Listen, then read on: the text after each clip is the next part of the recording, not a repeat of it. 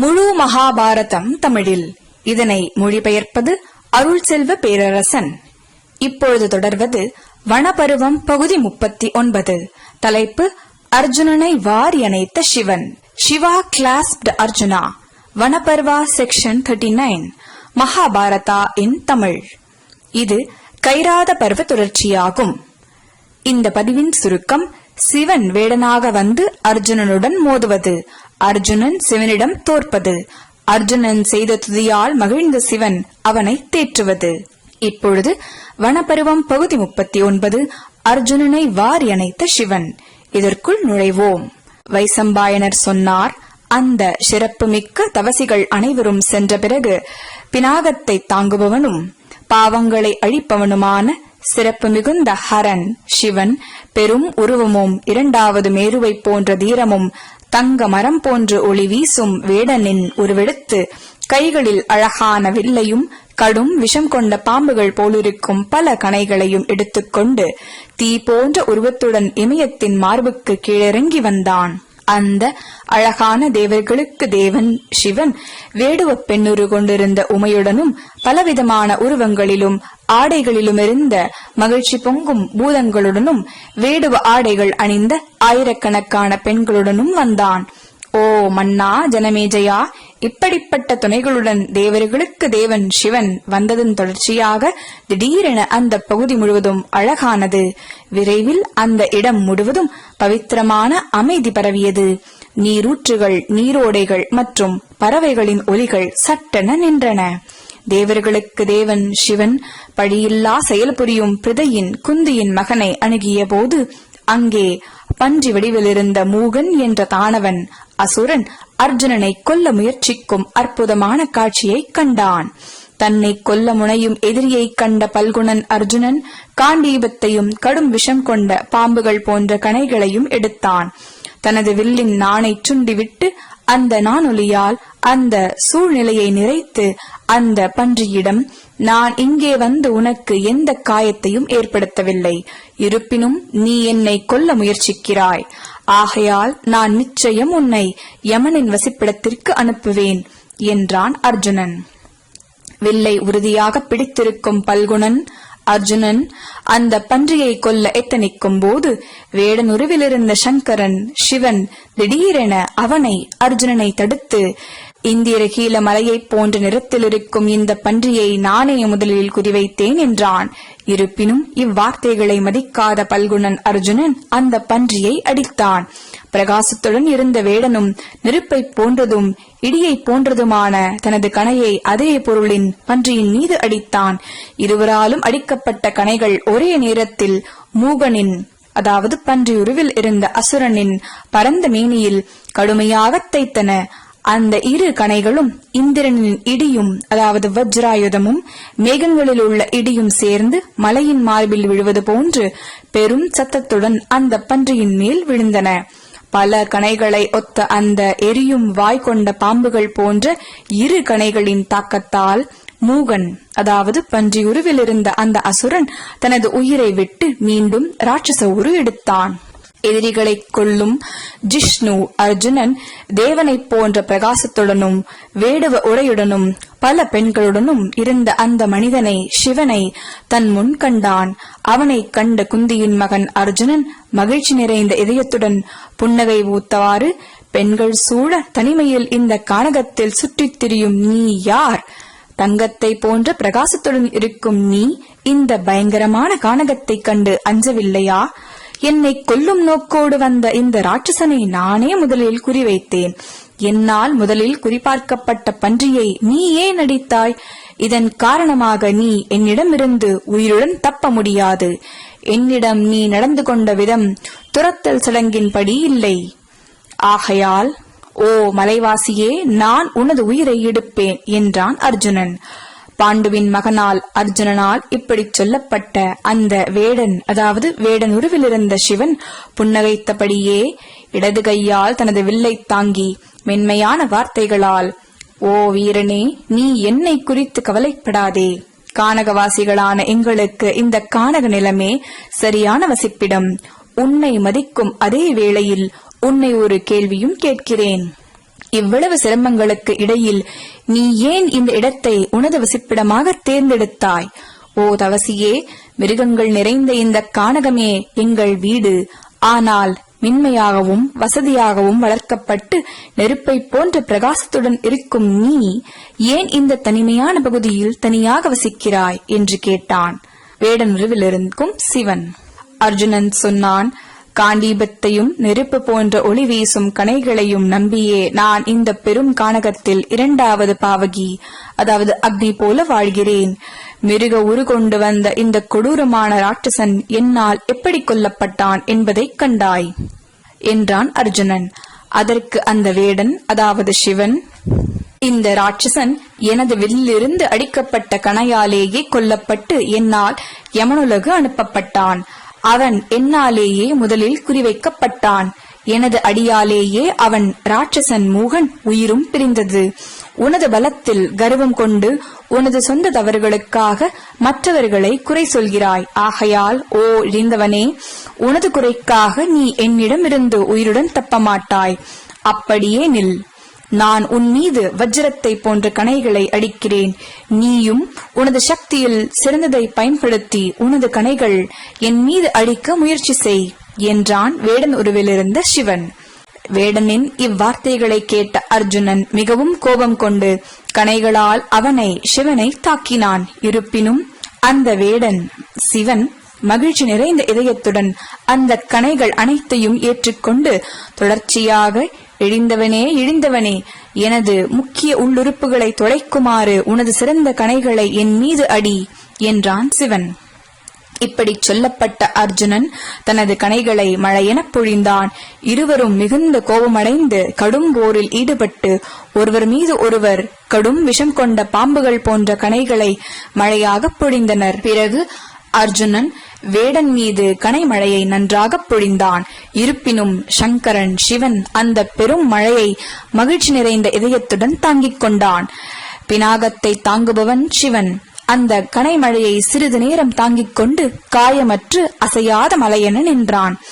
தனது கனைமழை பலனற்று போவதைக் கண்ட தனஞ்சயன் அர்ஜுனன் மிகவும் வியந்து திரும்ப திரும்ப, அற்புதம், அற்புதம்!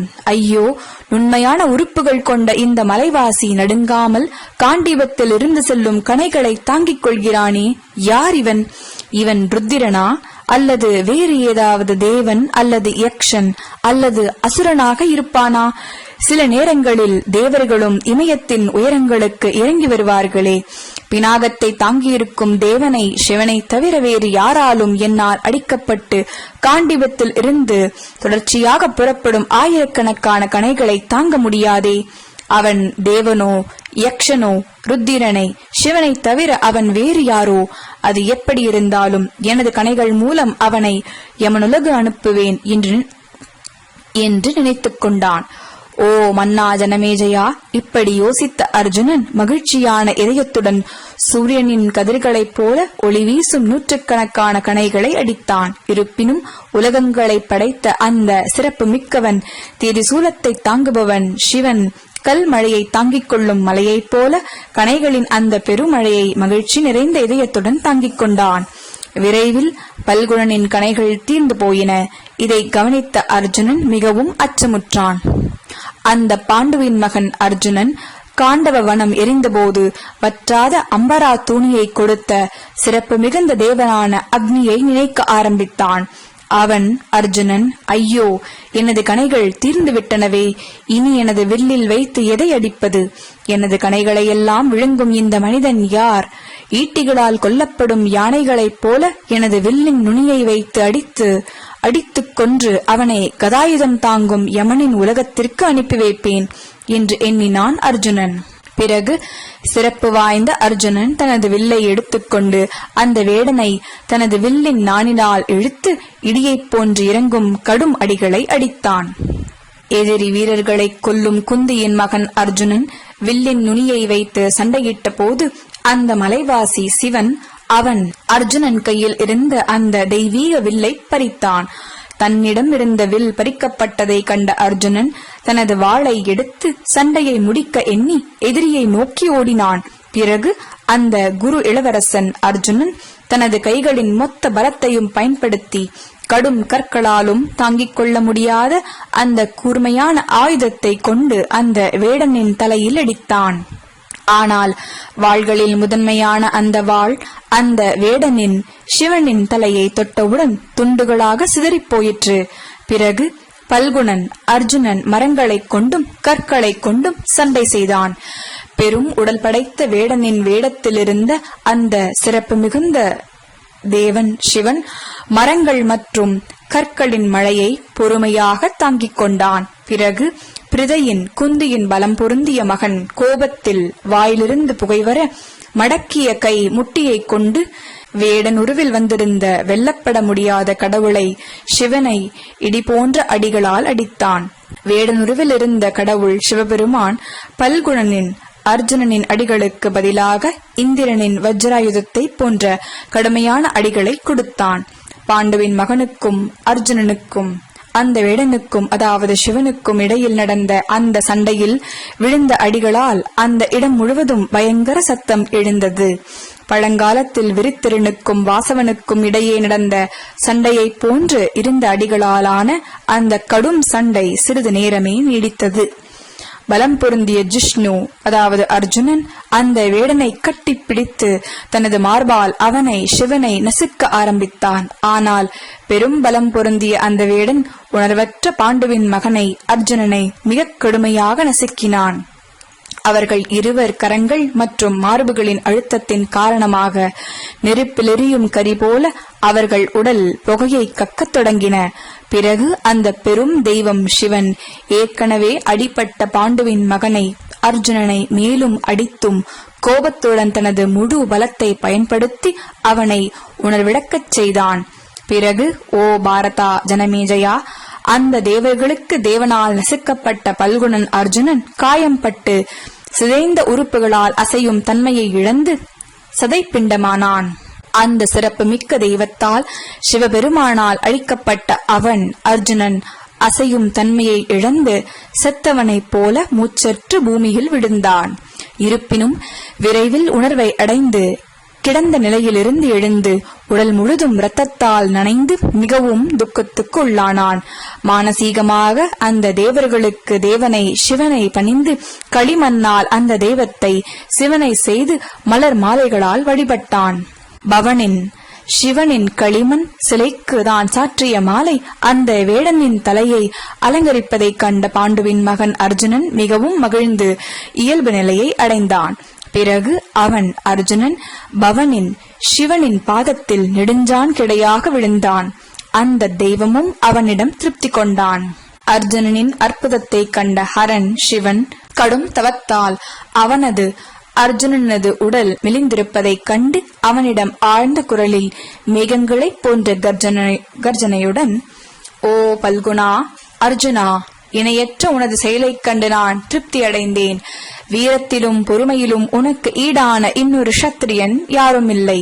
ஓ பாவமற்றவனே, உனது பலமும் வீரமும் கிட்டத்தட்ட எனக்கு சமமாகவே இருக்கிறது. ஓ பலம் வாய்ந்த கரம் கொண்டவனே அர்ஜுனனே, நான் உன்னிடம் திருப்தி அடைந்தேன். ஓ பாரத குலத்தின் காளையே அர்ஜுனனே, ஓ அகன்ற கண் உடையவனே, நான் உனக்கு ஞான கண்களை கொடுக்கிறேன். என்னை பார், எனது உண்மையான உருவத்தை பார். முன்பு நீ முனிவனாக இருந்தவன். நீ உனது எதிரிகளையும் சொர்க்கத்தில் வசிப்பவர்களையும் வீழ்த்துவாய். நான் உன்னிடம் திருப்தி அடைந்ததால் யாராலும் தடுக்க முடியாத ஆயுதத்தை நான் உனக்கு கொடுக்கிறேன். விரைவில் நீ எனது ஆயுதத்தை தாங்கும் தகுதியை அடைவாய் என்றார் சிவபெருமான். வைசம்பாயனர் தொடர்ந்தார். பினாகத்தை அதாவது வில் தாங்குபவனும் மலைகளை அதாவது கைலாசம் இதனை வசிப்பிடமாக கொண்டவனும் நெருப்பு போல ஒளி வீசும் தெய்வமுமான மகாதேவனை சிவனை உமையுடன் பார்வதியுடன் கண்டான் பல்குணன் அர்ஜுனன். எதிரிகளின் நகரங்களை கைப்பற்றும் பிரிதையின் குந்தியின் மகன் அர்ஜுனன் முழங்காலில் நின்று தலைவணங்கி ஹரனை சிவனை வழிபட்டு அருள் பெற்றான். பிறகு அர்ஜுனன் கூறினான், ஓ கபர்தின் அதாவது சடைமுடி உள்ளவனே, ஓ தேவர்களுக்கு தலைவனே, ஓ பகனின் கண்களை அழித்தவனே, ஓ தேவர்களுக்கு தேவா, ஓ மகாதேவா, ஓ நீலத் தொண்டை கொண்டவனே நீலகண்டா, ஓ ஓ சடாமுடி தரித்தவனே, நீயே அனைத்து காரியங்களுக்கும் காரணம் என்பதை நான் அறிவேன். ஓ முக்கண்ணனே, ஓ அனைவருக்கும் தலைவனே, நீயே அனைத்து தேவர்களுக்கும் அடைக்கலமாவாய். இந்த அண்டம் உன்னில் இருந்தே ஊற்றெடுத்தது. தேவர்கள், மனிதர்கள், அசுரர்கள் ஆகியோர் இருக்கும் 3 உலகத்திலும் நீ வீழ்த்தப்பட முடியாதவன். நீயே விஷ்ணுவாக இருக்கும் சிவன், நீயே சிவனாக இருக்கும் விஷ்ணு. பழங்காலத்தில் தக்ஷனின் வேள்வியை நீயே அழித்தாய். ஓ ஹரியே, ஓ ருத்ரா, நான் உன்னை வணங்குகிறேன். உனது நெற்றியில் ஒரு கண் கொண்டவன் நீ. ஓ சர்வனே, ஓ ஆசைக்குகந்த பொருட்களை அருள்பவனே, ஓ திரிசூலத்தை தாங்குபவனே, ஓ பினாகத்தை தாங்குபவனே, ஓ சூர்யா, ஓ சுத்தமான உடல் கொண்டவனே, ஓ அனைத்தையும் படைத்தவனே, நான் உன்னை வணங்குகிறேன். ஓ படைக்கப்பட்ட அனைத்து பொருட்களுக்கும் தலைவனே, உனது அருள் கிடைக்க நான் உன்னை வணங்குகிறேன். அண்ட அருளின் ஊற்றான கணங்களின் தலைவன் நீயே. அண்டத்தின் காரணங்களுக்கு காரணமாயிருப்பவன் நீயே. ஆண் மக்களில் முதன்மையானவர்களை விஞ்சி நிற்பவனே, ஓ ஹரனே, நீயே உயர்ந்தவன், நீயே நுட்பமானவன். ஓ சிறப்பு மிக்க சங்கரனே, எனது தவறை மன்னிப்பாயாக. உன்னை காணவே உனக்கு அன்பானதும் தவசிகளின் அற்புதமான வசிப்பிடமுமான இந்த பெரும் மலைக்கு நான் வந்தேன். அனைத்து உலகங்களாலும் வழிபடப்படுபவன் நீ. ஓ தலைவா, உனது அருள் பெறவே நான் உன்னை வணங்குகிறேன். அறியாமையால் உன்னுடன் போரிட்ட எனது கடுஞ்செயல்களை தவறாக எண்ணாதே. ஓ சங்கரா, நான் உனது பாதுகாப்பை கோருகிறேன். நான் செய்த அனைத்திற்காகவும் என்னை மன்னித்துவிடு என்றான் அர்ஜுனன். வைசம்பாயனர் தொடர்ந்தார்.